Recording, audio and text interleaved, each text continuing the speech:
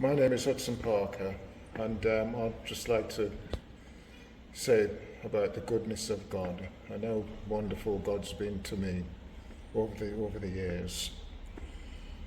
I remember in 2013 when I arrived in Jamaica, and I was here for about just over a year, and I remember taking my mother-in-law, and I think it was on a Friday, to the airport. She was coming back to the UK.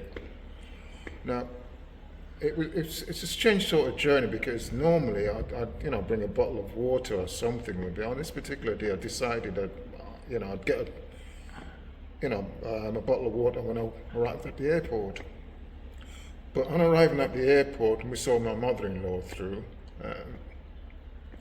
and then I went to the kiosk to get myself a drink, and they had no drink, just like, what do you call it, ginger ale and that sort of thing. I didn't want that, just wanted a bottle of water. No, being me, instead of just saying, okay, I'm having ginger ale or something like that, I decided no, I didn't want to. So I drove all the way back to St. Thomas, got home that night, and I didn't feel particularly well. Come the morning, I actually got worse, and over the period of a couple of weeks, I started to deteriorate. Anyway, my wife took me to the doctors, and they took a blood test, send away, and normally it takes a week or over to get the result. But in the meantime, I was really, really ill, when the results came back, my wife took a copy of it and sent it off to our son-in-law, and gave the doctor the other result, right?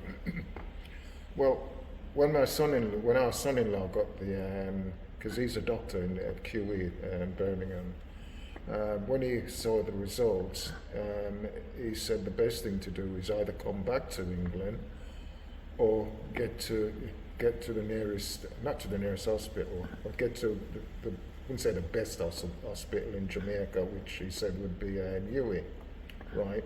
Or when I get back to England, if I decide to do it that way, is not to go to Birmingham, just go to the nearest hospital, because I was going into renal failure. Anyway, I remember going to bed one night in particular, and I was a little bit delirious or something like that, and I remember, it was as if the life was being just sucked out of me, and I remember getting on my hands and on my knees and saying to my wife to pray for me, and as she prayed, I went back into bed, and it was like everything, I was so calm, and everything was so easy, But anyway, we went back to the doctors, and she gave us a referral letter to UWE. So when we got to UWE, they placed me in front. They put me in a wheelchair, by the way, and they wheeled me all the way to the nurses' station. And I was there for about half an hour until this doctor came, and he basically said, well, what's this man doing here? So they found me a bed, and when he looked at the notes, I think he looked a bit surprised, because of what was on the note.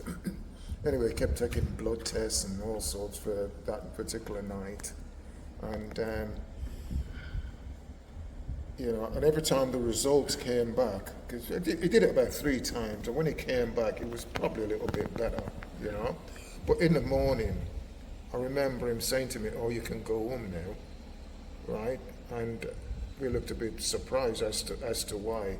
And he looked at me and he says, "The state you were in, and to what you are now," he says, "and it's nothing that we've done. It's only divine intervention. That's why you're still here," And I'll, just thank God that for his goodness and his mercy towards me and others like me. And that's my story.